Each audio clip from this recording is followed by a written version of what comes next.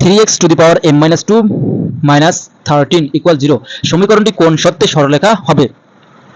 তাহলে আমরা কি বসাবো? m মাইনাস 2 সমান কি লিখবো আমরা? m minus 2 equal 1।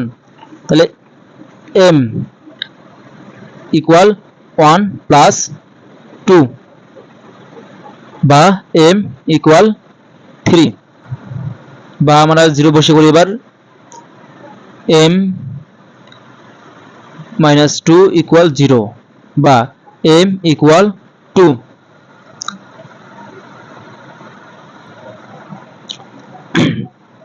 এখন এই যে একটা প্রশ্ন আছে, আমরা যদি এই জায়গায় 2 বসাই তাহলে এই যে পুরোটা কি হয়ে যায়?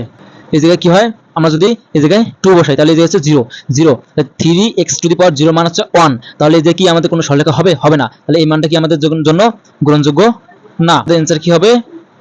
m equal 3।